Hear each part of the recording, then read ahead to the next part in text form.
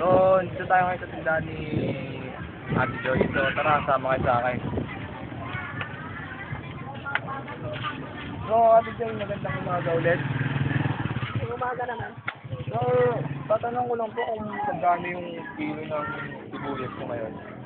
Sa ngayon, hindi pa rin parehas. Minsan may 100, 120, yung pula yun Tapos yung puti, 20. So, iba-iba po pala ang presyo ng sibuyas sa puti, pati sa iba rin po ba dito? Oo, yung saka pula. Mas mahal yun pula. Mahal. Yung sa kamatis po, magkano yung kilo sa kamatis? Sa ngayon, 60, 50. Iba-iba rin po pala. So, tara, sama ka dito. Meron din silang tinitindang mga gulaman. So, di rin lang pala mga sari-sari binibenta nila, pati mga gulaman din. So, ba't magkano po yung sa mga suka-suka nyo po?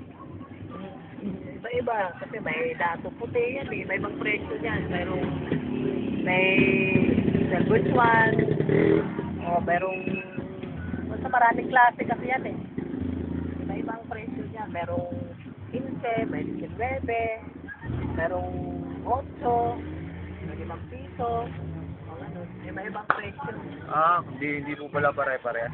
Dito po sa asukal nyo, magkano po yung sa mga ganito nyo? Yung ganyan sa negro ang tawag dyan Yan ang mahal. 42, minsan 40, ganun. Iba-iba.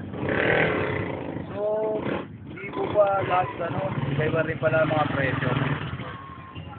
So, maraming pong salamat ulit, Ate Joy, sa pag-unlock nyo sa aking interview. Maraming salamat.